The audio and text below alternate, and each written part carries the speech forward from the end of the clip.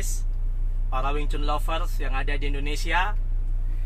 Ketemu lagi dengan saya di program acara My WSL Wing Chun Journey. Jadi, apa kabar hari ini? Di masa-masa corona, kita harus selalu berpikiran yang positif ya guys. Hari ini kita punya sebuah percakapan yang cukup menarik, yang mungkin selama ini orang bertanya-tanya, apa sih sebenarnya Wing Chun itu? Iya, dan konsepnya itu bagaimana guys? Pada kesempatan ini, setengah jam ke depan, saya akan berbagi rahasia ini guys. Rahasia konsep dalam Wing Chun. Jadi, kita tahu nih, zaman dulu di era 50-an sampai 60-an, nama Wing Chun itu sangat terkenal di Hong Kong guys. Nah, tapi dulunya nih ketika zaman Yip Man itu baru datang ke Hong Kong, itu tahun 49 Pak. Nah, itu Wing Chun dikenal. Bahkan orang tahu Yip Man itu siapa gitu. Nah, terus beliau melatih Wing Chun nih, seperti cerita kemarin yang sempat saya ceritakan. Beliau nih mulai melatih Wing Chun kepada kawan-kawan terdekatnya, terutama di asosiasi restoran. Kemudian sedikit demi sedikit punya nama, berkembang, sampai banyak orang yang pada akhirnya berlatih dengan Wing Chun. Nah, permasalahannya adalah kok bisa Wing Chun ini terkenal gitu loh kan. Nah, Wing Chun ini di zaman era 50-an itu bisa disebut sebagai rajanya pertarungan jalanan di Hong Kong. Jadi kalau sifu saya pernah cerita itu ketika berlatih di Wong Son Leung itu, nah beliau cerita bahwa Wing Chun itu di era 50-an itu benar-benar sangat disegani sekali. Bahkan banyak golongan mafia-mafia Hong Kong zaman dulu itu ingin sekali berlatih Wing Chun. Makanya salah satu syarat dari Grandmaster Yip Man kepada setiap orang yang belajar Wing Chun kepada beliau itu adalah beliau tidak menerima rascals atau berandalan. Karena beliau tidak ingin nih Wing Chun-nya ini digunakan atau disalahgunakan oleh mafia. Dan biasanya mafia itu kalau ketemu dengan Wing Chun biasanya nggak mau cari masalah. Ya, itu sekilas nih Wing Chun nih. Bahkan pernah nih ada sebuah cerita nih, waktu zaman Bruce Lee muda nih, kan dititip nih ke Wong Son Leung nih. Beliau kan berlatih ke Yip Man, namun dititip ke Wong Son Leung. Nah, Bruce Lee ini memang dari kecil, dari usia 15 tahun itu memang sudah nakal sekali tipikalnya. Jadi orangnya itu jahil dan suka coba-coba. Nah, beliau tuh penasaran nih, Bruce Lee nih. Beliau pingin tahu sebenarnya Wong Son Leung ini sehebat apa sih, seperti itu. Nah, suatu ketika nih pada sebuah kesempatan, ketika dia sedang berjalan kaki menuju tempat latihan, nah dia melihat sebuah situasi yang benar-benar cukup bisa dijadikan uji tes nih terhadap kemampuan dari mentornya yang namanya Wong Son Leung ini. Tepat waktu itu di seberang jalan. Nah, Wong Son Leung lagi berdiri di seberang jalan. Di seberang jalannya itu sedang berkumpul sekitar 3 orang mafia dari Hong Kong. Nah, di sebelahnya itu ada sebuah sepeda. Saking jahilnya Bruce Lee dan pingin mengecek ini sebenarnya WSL ini sehebat apa sih, karena beliau belum pernah ngelihat waktu itu ketika beliau awal-awal belajar Wing Chun ke Wong Son Leung. Tiba-tiba dengan jahilnya beliau ngambil itu sepeda dan dibawa lari. Tentu saja ketika sepedanya dicuri, ini mafia Hong Kong ini kan ngejar Bruce Lee ini. Kemudian dia berlari ke arah Wong Son Leung, terus dia bilang, help me, help me, help me. Nah, kemudian sepedanya dilempar di samping Wong Son Leung, kemudian dia bersembunyi di belakang Wong Son Leung. Nah, itulah tipikal Bruce Lee muda waktu itu. Sangat jahil sekali dan sangat ingin sekali ngelihat orang berantem. Nah, ketika sampai di sana, itu Triad itu sudah lari ke sana dan mengejar Wong Son Leung. Kemudian Wong Son Leung menyetop mereka. Kemudian ini cerita realita, guys. Jadi Sifu David menceritakan ini dari Wong Son Leung sendiri, yang biasanya itu diceritakan di makan malam setelah pola latihan. Nah, ketika itu terjadi, kemudian para Triad itu meneriaki Wong Son Leung. Dia bilang, hei kamu siapa? Kamu jangan ikut-ikut. Anak kecil ini mengambil sepeda kami. Dia bilang gitu. Nah, kami mau hajar nih anak kecil ini. Kemudian Wong Song Leung bilang, tenang. Saya gurunya anak ini. Jadi kalau ada masalah dengan dia, itu pasti berurusan dengan saya, dia bilang gitu. Itulah tipikal Wong Song Leung, orang yang tidak pernah meninggalkan temannya atau bahkan muridnya. Kemudian Triad ini penasaran, ini orang kok berani sekali gitu. Dia tanya, kamu siapa? Dia. Kemudian dia bilang, oh saya Wong Song Leung. Kemudian setelah mendengar nama itu, 3 orang Triad bilang, oh oke, Gong Sa Wong. Oke, sorry, no problem, all good, we just walk away. Itulah realitanya. Dan akhirnya Bruce Lee pun gagal melihat Wong Song Leung beraksi. Nah, pertanyaannya adalah, apa sih rahasia di balik Wing Chun ini sehingga pada akhirnya Wing Chun itu menjadi, kalau bahasanya, sangat disegani sekali di Hong Kong gitu. Apa yang membedakan Wing Chun ini dari bela diri lain sehingga pada akhirnya Wing Chun ini disegani di Hong Kong? Halo. Wah, ada Mas Agus, Mas Michael, Kakanda Sugih dari Bandung. Halo. Thank you for watching. Kita lanjut ya. Menyapa dulu sebentar. Jadi ini rahasianya. Sebenarnya kalau orang sering bilang WSL Wing Chun itu berbeda dengan yang lain, sebenarnya mereka tidak tahu apa sih yang membedakan WSL Wing Chun dengan yang lain. Sebenarnya yang membedakan itu bukan konsep gerakannya. Konsep gerakan yang dilakukan oleh Wong Song Leung Wing Chun atau WSL Wing Chun, dan juga Wing Chun yang di era 50-an. Jadi Wing Chun itu sebenarnya terbagi menjadi beberapa era. Jadi era awal itu 49 akhir sampai 50-an, itu biasanya generasi pertama itu sampai sekitar 55 sampai 56. Yang tokoh-tokohnya mungkin kita kenal Leung Sheung, Chu Song Ting, Lok Yu, kemudian Wong Shen Leung, terus ada Ho Kin Chung, ya kan? Terus ada Andrew Ma yang sampai hari ini tetap aktif di Facebook. Nah, terus ada Chan Chi Man yang masih hidup, dan Derek Fung yang ada di Australia. Jadi generasi pertama ini inilah generasi yang benar-benar mengetes Wing Chun-nya di jalanan. Termasuk juga Bruce Lee salah satunya. Nah, apa sih yang membedakan Wing Chun yang dilakukan oleh generasi pertama ini dengan Wing Chun yang lain, mereka bilang? Karena kalau kita bilang WSL Wing Chun beda dengan yang lain, sebenarnya enggak juga. Karena kalau saya lihat bagaimana muridnya Leung Sheung main, bagaimana Chan Chi Man sendiri main. Pernah satu video saya lihat Chan Chi Man itu main dengan Wu Chun Nam. Wu Chun Nam itu murid pertamanya Wong Song Leung, itu teman sekelasnya waktu itu. Ketika main mirip sekali, justru tidak ada perbedaan, sehingga kita nggak bisa bilang itu WSL Wing Chun itu berbeda dengan semua Yip Man Wing Chun yang lain. Itu sangat jauh sekali. Itu biasanya orang nggak ngerti itu. Oke, sekarang kita akan buat rahasianya apa gitu kan. Jadi rahasia ini saya buka aja, jadi biar teman-teman yang lain tidak lagi terkena pemikiran bahwa WSL Wing Chun mah beda.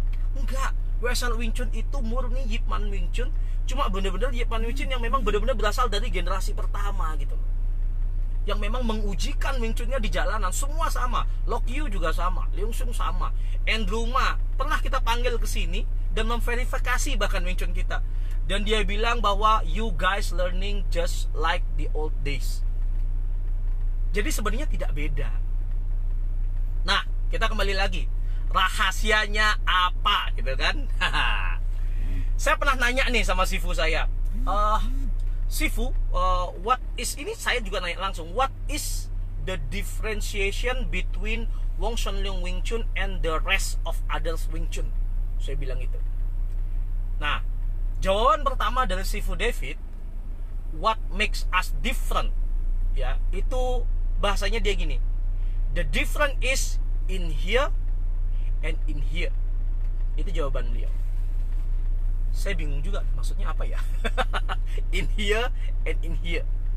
Nah, setelah agak lama saya baru bisa menginterpretasikan maksud dari Sifu David itu, bahwa yang membedakan WSL Wing Chun dengan yang lain in here and in here itu berdasarkan jawaban-jawaban atau penjelasan-penjelasan yang beliau sampaikan di kelas-kelas beliau.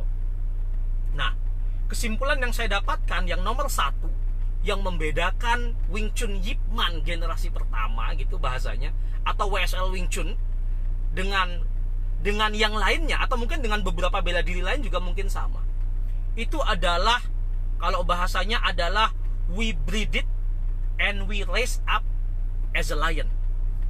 Jadi perbedaan di mindsetnya adalah kita dilahirkan dan dibesarkan itu seperti singa. Maksudnya gimana? Jadi dari awal ketika saya datang ke Sifu David sudah menekankan sama saya bahwa Wing Chun itu adalah the top of chain in the Kung Fu world. Itu yang nomor satu diterapkan, dimasukkan ke dalam alam bawah sadar saya oleh Sifu David. Bahwa kita harus paham bahwa we are the top in the food chain in the Kung Fu world. Itu bahasa beliau. Jadi ini pemahaman yang dimasukkan sejak awal ketika kita lahir.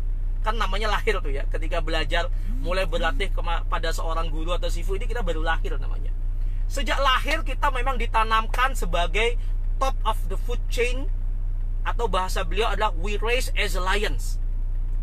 Nomor satu, perbedaannya itu sudah di situ.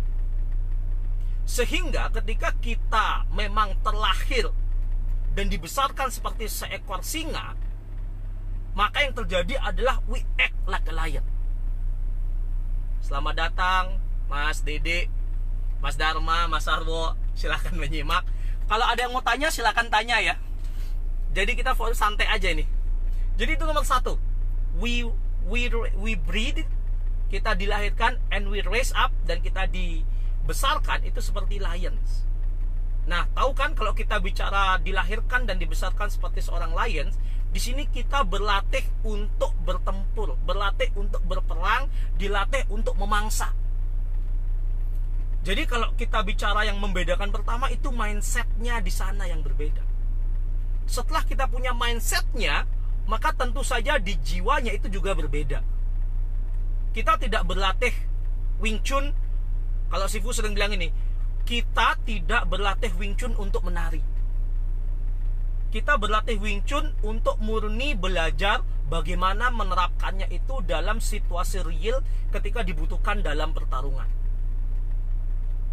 Seperti seekor anak singa yang kecil, dari awal mereka akan dilatih berantem dulu bersama temannya, bersama teman-temannya, bersama dengan saudara-saudaranya. Setelah mulai cukup besar, mereka akan berlatih berburu. Sehingga pada akhirnya seekor singa dewasa itu akan jago sekali berburu. Itu yang membedakan Yip Man Wing Chun dan WSL Wing Chun dari yang lain. Jadi mindsetnya sudah berbeda. Makanya karena itu ketika mindsetnya sudah berbeda, tentu saja perlakuannya pasti akan sangat berbeda sekali. Makanya orang tanya, bisa nggak sih Wing Chun itu diterapkan dalam sport yang sekarang disebut dengan MMA? Jawabannya adalah bisa gitu. Pertanyaannya adalah ada nggak yang mau, kan seperti itu.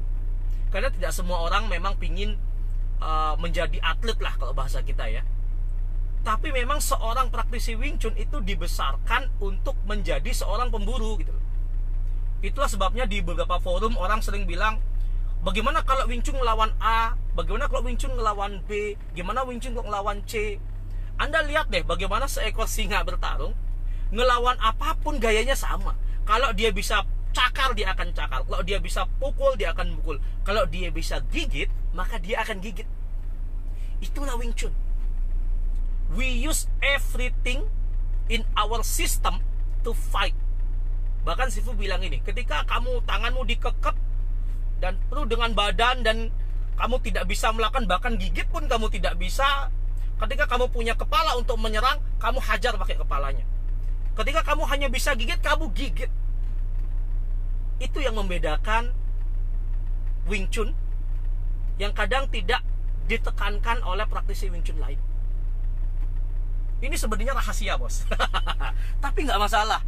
Tujuan kita adalah untuk mengedukasi. Banyak orang yang selalu bilang, wah Wing Chun itu A, Wing Chun ini B, apalagi bilang Wing Chun itu lemah gitu kan. Itu memang benar. Nanti kita akan bahas di rahasia yang paling penting nomor 3. Oke. Wing Chun itu unik bahasanya. Itu yang nomor 1. Kita dilahirkan dan dibesarkan itu sebagai seekor singa. Sehingga ketika kita berlatih, kita menggunakan semuanya. Wing Chun itu bukan cuma straight punch seperti ini. Wing Chun itu bisa pakai siku, Wing Chun itu bisa pakai jidat, Wing Chun itu bisa gigit, Wing Chun bisa pakai bahu, Wing Chun bisa pakai lutut. Semuanya bisa dipakai dalam Wing Chun. Nah, karena itu perbedaan pertamanya. Jadi ini rahasia pertama dalam Wing Chun.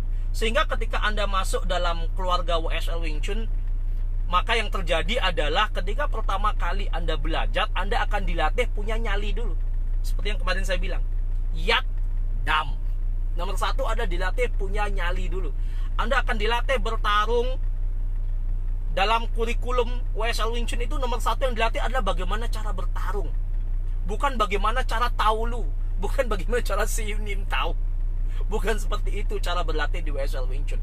Kita diajarkan Nim Tao, kemudian Nim Tao dibedah. Bagaimana membedah dan menggunakan Nim Tao dalam pertarungan. Itu yang dilakukan. Inilah rahasia pertama dalam WSL Wing Chun. Kenapa Wing Chun WSL itu berbeda dengan yang lain? Karena kita dilahirkan dan dibesarkan dengan mindset bahwa kita adalah in the top of the food chain in the Kung Fu world. Itu bukan berarti Kung Fu lain itu di bawah ya. Jadi tolong bedakan, ini hanya mindset. Sehingga yang ditanamkan adalah seperti itu. Sehingga seorang praktisi WSL Wing Chun kemanapun dia akan bertingkah laku seperti seekor singa. Dan ketika bertarung pun dia akan menjadi seperti seekor singa. Karena kalau bahasanya dalam pengembangan diri itu, what you believe is who you are. Dan dilengkapi dengan sistem yang benar, seperti itu. Itu rahasia nomor 1 yang kelihatannya sederhana ya. Tapi sederhana ini yang membedakan. Karena banyak orang latihan Wing Chun pengennya latihan Muk Yan Jong. Enggak, bos. Anda harus perhatikan nih, niat Anda berlatih itu apa. Saya ingin berlatih Wing Chun, pingin jadi atlet juara dunia. Nah, saya ingin berlatih Wing Chun, pengen bisa Muk Yan Jong. Atau yang lain-lain dah. Kalau di WSL Wing Chun itu sederhana. Saya berlatih Wing Chun itu pingin bisa bertarung. Udah, sederhana itu aja. Itu rahasia nomor 1, bahwa kita berlatih menjadi seekor singa in the top of the food chain. Oke. Nomor 1 ya. Saya akan buka 3 loh. Sekarang yang nomor 2. Apa yang membedakan Yip Man atau Wing Chun dengan bela diri lain, atau mungkin WSL Wing Chun dengan Wing Chun yang lain ya? Ada yang sama kok. Yang nomor 2 itu adalah pola dalam kita berlatih. Di WSL Wing Chun itu terkenal dengan 2 idiom ketika kita berlatih. Dan biasanya sering kalau WSL Wing Chun posting itu selalu ada 2 kata ini. Yang pertama adalah hard work, yang kedua adalah disiplin. Oke Mas Martinus, silakan menyimak. Hard work and discipline. Maksudnya apa? Jadi setelah kita punya mindset yang tepat, kita diajarkan polanya. Polanya yang pertama itu adalah hard work. Hard work itu artinya kita bekerja keras untuk melatih Wing Chun kita. Wing Chun yang dilatih 2 kali seminggu itu tidak akan menghasilkan singa yang jago bertarung. Jadi 2 kali seminggu berlatih dalam WSL Wing Chun itu biasanya hanya mensahihkan materi yang sudah diberikan sebelumnya, sehingga bisa nambah materinya. Sehingga yang dibutuhkan adalah bagaimana kita melatih setiap hari Wing Chun kita di rumah. Kayak salah satu member kita bilang, Wing Chun itu adalah the way of life. Atau beberapa mereka bilang, we get crazy dengan Wing Chun. Karena ketika kita lagi kerja, tiba-tiba tangannya mukul aja kayak gini. We get crazy in Wing Chun. Atau tiba-tiba mau ngambil minum gitu, tiba-tiba pakai jalannya Wing Chun. Atau nendang sampai ke tempat minum. Jadi itulah hard work. Hard work tuh bukan berarti kita menyisakan 2 jam waktu kita untuk berlatih. It will not happen. Kalau si Bus bilang, it won't happen, mate. Kalau kita menyisihkan 2 jam waktu kita setiap hari untuk berlatih, maka itu tidak akan terjadi. Ini rahasia nomor 2 pola latihan dalam WSL Wing Chun. Yang mau pakai silahkan, karena saya pengen Wing Chun di Indonesia ini besar. Rahasia hard work dalam Wing Chun itu adalah berlatih 5-10 menit dikali 12 kali. Sederhana kan? Jadi itu bisa nyampe 1-2 jam. Jadi daripada kita menyisihkan 1-2 jam dalam pola latihan kita, yang dimana sebagian dari kita kan orang bekerja nih. Nah, rahasia hard worknya adalah lakukan itu 12 kali dengan periode waktu 5-10 menit. Justru dengan pola seperti itu, yang terjadi adalah apa? Adanya constant reminder terhadap badan kita, terhadap konsep yang kita lakukan. Saya ingat punya temen nih, jadi beliau sempat ikut latihan di tempat kita. Salah seorang karateka di kota Jakarta dan 3 waktu itu. Saya ceritakan tentang rahasia ini sama beliau, dan beliau ikut 2 bulan waktu itu. Beliau berlatih Wing Chun dan beliau terapkan pelatihan itu di rumahnya. Setelah 2 bulan berhenti, guys. Aneh ya, 2 bulan berhenti. Kemudian saya tanya, kok nggak pernah datang lagi? Jawabannya sibuk. Katanya jawabannya sibuk. Kemudian berikutnya, pas waktu ketemu, sempat kita ketemuan waktu itu, akhirnya saya tanya seriusan, kenapa kok berhenti? Dia bilang kayak gini, bro, lu kan ngajarin gua Wing Chun nih bro, terus lu ajarin caranya ngelakuin Wing Chun. Nah, cilakanya adalah gua nih kan dan 3 nih, mau ujian dan 4 gitu. Nah, yang lu ajarin itu bikin karate gua hilang bro. Waduh, saya bilang, wah cilaka. Ya itulah Wing Chun. Dia menjadi operating system dari badan. Sehingga hard work ini membuat kita memastikan bahwa operating system Wing Chun itu masuk ke badan kita. Sehingga 12 kali yang kita lakukan setiap hari itu menjadi sebuah constant reminder untuk badan kita. Sehingga pada akhirnya Wing Chun itu melekat. Sehingga nanti orang Wing Chun jalannya juga beda. Jalannya beda, ngangkat barangnya beda. Kalau mukul udah pasti beda, guys. Cara melakukan sesuatu beda, ngangkat barang beda, jalan beda. Kadang nulis pun jadi berbeda. Jadi ini sebuah realita bahwa hard work, rahasia yang nomor 2, hard work itu sangat penting. Lalu setelah hard work itu ada kata yang namanya disiplin. Nah, disiplin. Disiplin ini bukan berarti bahwa kita harus kalau hari 12, besok 12, besok 12, besok 12. Bukan itu, bos. Jadi yang disebut disiplin itu, guys, itu adalah disiplin terhadap konsep yang sudah diajarkan. Jadi contoh, ketika kita berbicara tentang Tan Sao yang benar, atau gini, nggak usah Tan Sao deh, kita bicara mukul yang benar. Ketika kita berlatih di kelas, kita akan diajarkan konsep cara memukul yang benar. Bagaimana bahunya, bagaimana sikunya, bagaimana pergelangan tangannya, bagaimana kepalanya. Nah, ketika kita belajar di kelas, kita harus benar-benar masukkan ke dalam otak kita tentang bagaimana konsepnya itu dilakukan. Dan di kelas kita mencoba melatih seperti itu dan mendapatkan pemahaman yang lebih tepat dalam aktivitas kita melakukan pukulan itu. Karena kadang di Wing Chun uniknya, otak kita ngerti, badan kita nggak bisa ngelakuin. Sehingga waktu 2 jam di kelas itu digunakan untuk mensahihkan pola pukulan kita atau pola konsep yang sedang kita lakukan. Nah, di rumah, selama kita tidak berlatih, waktu jeda latihan itu digunakan untuk mengulang kembali konsep itu dengan konsep yang benar. Sehingga disiplin yang dimaksud di sini itu adalah disiplin dalam menerapkan konsepnya. 100% correct. Itu yang dimaksud dengan disiplin. Jadi kalau Sifu pernah cerita sama saya, perbedaan orang kalau sudah mungkin 10 tahun, 15 tahun berlatih Wing Chun, perbedaan kenapa seorang praktisi Wing Chun bisa menang dan praktisi Wing Chun itu kalah, itu bukan karena praktisi Wing Chun yang menang ini lebih hebat, bukan. Permasalahannya adalah terletak pada siapakah yang memiliki struktur lebih disiplin. Ketika seorang praktisi Wing Chun itu menang melawan yang lainnya, itu biasanya bisa disimpulkan bahwa praktisi Wing Chun yang menang ini memiliki konsep dan struktur yang lebih disiplin daripada yang kalah. Karena kalau kita tidak disiplin, guys, yang terjadi adalah kolaps. Strukturnya kolaps. Tapi kalau disiplin, mau minggirin pukulan Wing Chun itu berat sekali rasanya. Sehingga disiplin ini pun dimasukkan dalam pola latihan. Hard work and discipline. Itu rahasia yang kedua dalam Wing Chun yang menjadikannya benar-benar merajai pertarungan jalanan Hong Kong di era 50-an. Jadi berlatih dengan keras dan berlatih dengan disiplin. Kalian tahu nggak? Di tempat Yip Man dulu, Andrew Man nih cerita. Nanti besok saya akan coba ulas ya. Bagaimana old school Yip Man Wing Chun berlatih. Nanti akan saya ulas.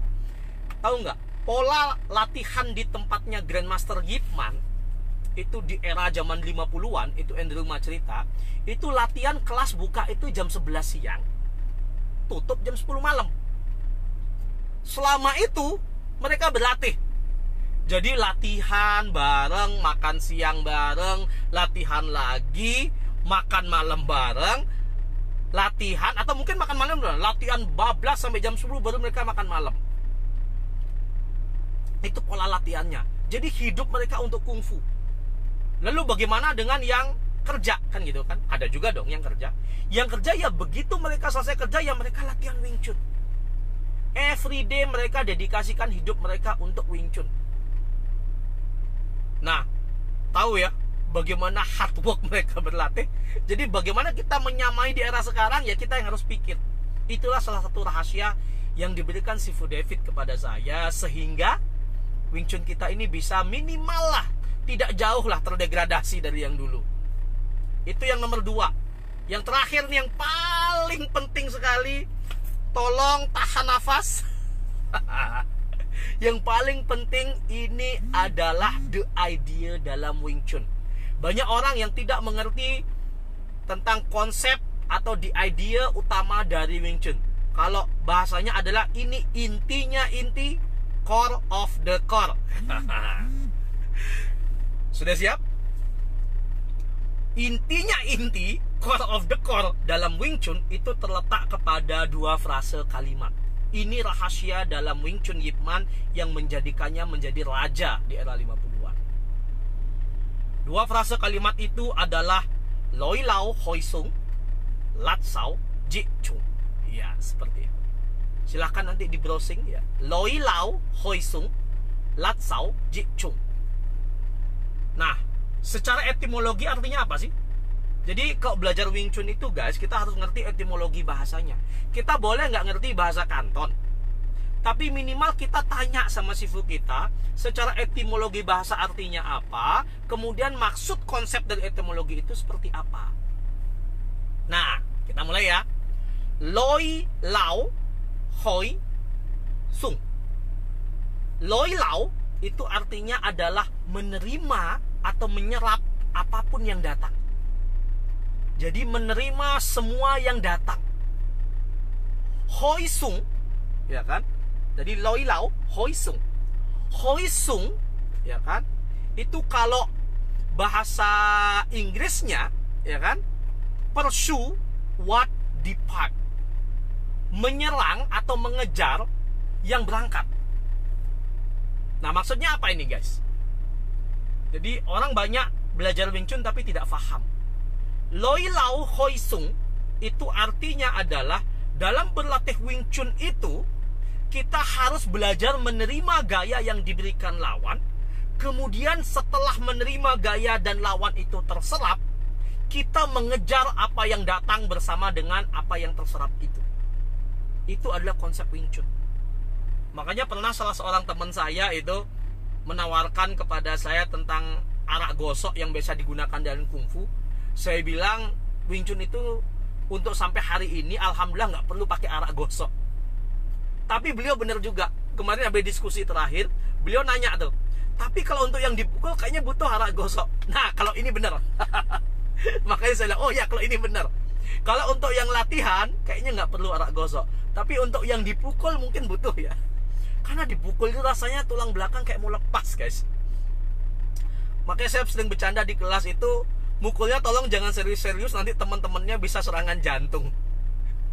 Oke, kita lanjut ya. Loi Lao Hoi Sung. Jadi kita menyerap apa yang diberikan oleh lawan, kemudian kita mengejar apa yang mendatangi kita. Kalau Wong Sung Lung sering bilang bahasanya dalam bertarung itu adalah kita menyerang setelah lawan melayangkan pukulan pertama. Oke, dan sebelum lawan itu melayangkan pukulan kedua. Jadi momennya di situ, Loi Lau Hoi Sung. Kita menyerang setelah lawan melayangkan pukulan pertama dan sebelum lawan sempat melayangkan pukulan yang kedua. Itu kalau bahasa kita dalam Wing Chun itu disebut dengan timing. Atau orang sering bilang di sini adalah dalam konsep diturunkan di breakdown konsep itu menjadi bahasa kita adalah Lin Siu Dai Da. Lin Siu Dai Da itu artinya adalah menyerang dan bertahan yang dilakukan secara bersamaan. Sehingga dalam konsep Wing Chun ini kita tidak pernah ada konsep yang namanya tangkis pukul, tangkis pukul, tangkis pukul, itu nggak ada. Yang ada adalah kita menangkis sekaligus memukul. Kalau kita bicara tangkis ya. Jadi ini konsepnya. Yang pertama, rahasia dalam orang Wing Chun itu adalah Loi Lau Hoi Sung. Kita tidak pernah melawan gaya lawan gaya. Itu yang sering disebut oleh Andrew Ma. Yang kita lakukan adalah kita menyerap gaya lawan, kemudian kita mengejar apa yang datang bersama dengan gaya tersebut. Sehingga impact-nya itu bisa menjadi 2 kali lipat. Itu disebut dengan Loi Lau Hoi Sung. Kemudian berikutnya frase yang bawa adalah Lat Sao Ji Chung. Lat Sao Ji Chung maksudnya apa? Lat Sao itu artinya adalah ketika tangan bebas dari halangan. Ji Chung itu artinya adalah ketika tangan bebas halangan kita langsung bam strike. Di Wing Chun itu ketika kita melihat ada sebuah celah, maka kita akan langsung maju dan mengejar. Itu Lat Sao Ji Chung. Sehingga salah kalau orang bilang Wing Chun itu bela diri bertahan. Saya sering bercanda di murid, lah kalau singa itu bertahan nggak pernah dapat makan. Karena masalahnya nggak ada yang mau ngelawan singa gitu loh. Jadi ini bercandaan kita di kelas guys. Jadi Lat Sao Ji Chung ini adalah bagaimana kita, kalau bahasa kita, smash dalam Wing Chun. Nah, Lat Sao Ji Chung ini benar-benar membutuhkan yang namanya konsep yang benar. Karena konsep yang benar dalam Wing Chun ketika kita memukul, itu konsepnya disebut dengan yang namanya Jie Lik. Nah, Jie Lik itu artinya adalah bending the force, membelokkan gaya. Jadi setiap pukulan yang kita layangkan ke arah lawan itu harus berhasil membelokkan gaya lawan. Entah dia ikut mukul atau entah dia bertahan, setiap serangan kita itu wajib membelokkan gayanya. Sehingga pada akhirnya pukulan kita strike. Itu konsep rahasia dalam Wing Chun yang disebut dengan Lat Sao Ji Chung. Dalam pola latihan itu dibalik. Jadi latihan awal dalam Wing Chun, khususnya di WSL ya, sesuai yang saya pelajarin di Sifu David dan juga disahihkan oleh Andrew Ma, yang pertama adalah kita belajar Lat Sao Ji Chung dulu. Kita belajar smash. Jadi bagaimana kita punya pukulan yang sangat keras dan pukulan yang sangat kuat, sehingga untuk dibelokkan saja susah. Makanya di My WSL Wing Chun Journey yang pertama kemarin saya sempat cerita bahwa kalau Sifu David cerita pada saya untuk bisa bertarung menggunakan Wing Chun, itu cukup bisa mukul dengan benar, langkah dengan benar, tendang benar, menang dia bilang. 80% kemungkinan besar menang. Itu bahasa beliau. Karena apa? Karena ketika kita memukul, Lat Sao Ji Chung-nya itu konsepnya adalah setiap ada yang di depan kita itu pasti membelok. Setelah kita bisa Lat Sao Ji Chung, baru kita belajar yang namanya Loi Lau Hoi Sung. Jadi belajar menyerap gaya, membelokkan gaya sambil mengejar apa yang datang bersama dengan pukulan atau tendangan tersebut. Oke guys, jangan banyak-banyak dulu, nanti bingung. Oke guys, itulah rahasia kenapa Yip Man Wing Chun bisa menjadi rajanya pertarungan jalanan di Hong Kong atau disebut dengan Pei Mo atau Gong Sao. Dengan kebetulan kakek guru kami yang namanya Wong Shen Leung itu disebut sebagai rajanya Pei Mo atau Gong Sao Wong. Jadi inilah rahasianya. Kalau orang tanya apakah konsepnya beda, percis sama. Nah, kok konsep saya beda ya? Nah, itu coba tanyakan sendiri. Don't ask me, ask your sifu. Oke, jadi ketika kita bicara tentang rahasia Ip Man Wing Chun, kita resume lagi ya. Itu berarti kita tadi ada 3. Yang pertama adalah kita dilahirkan dan dibesarkan itu seperti seekor singa. Dari awal mindset itu sudah ditanamkan bahwa Wing Chun adalah berada di top of the food chain atau berada di rantai teratas dalam rantai makanan dalam dunia kungfu. Sehingga di hari pertama kita lahir sebagai orang Wing Chun, kita sudah memiliki pride yang besar. Dan itu akan masuk ke dalam alam bawah sadar kita. Lalu yang kedua, kita punya pola latihan yang benar. Yang tadi disebut dengan hard work and disiplin. Tidak hanya kerja keras, tapi juga kita belajar disiplin, mengenali badan kita, memahami bagaimana konsep kita ketika bertarung. Nah, dan yang terakhir, yang ketiga adalah kita memahami konsep Loi Lao Hoi Sung Lat Sao Je Chung. Jadi ini adalah intinya inti, core of the core. Kalau masih bingung tentang Loi Lao Hoi Sung Lat Sao Je Chung, jangan khawatir, akan saya bedah nanti di dalam My WSL Wing Chun Journey. Jadi cukup sekian dulu. Kalau kebanyakan nanti pada puyeng. Kita ketemu lagi di acara My WSL Wing Chun berikutnya. Besok kalau saya ada waktu, saya akan umumkan lagi. Saya punya sebuah materi yang menarik sekali. Yang tadi saya bilang, saya akan ceritakan bagaimana old school Ip Man Wing Chun itu berlatih. Ini saya dapat langsung dari Andrew Ma, saya dapat langsung dari Sifu David yang bercerita oleh Wong Song Lung, dan saya dapat dari Sifu David ya ketika beliau berlatih di WSL. Jadi kita tahu nih Ip Man Wing Chun berlatih itu seperti apa sih sebenarnya.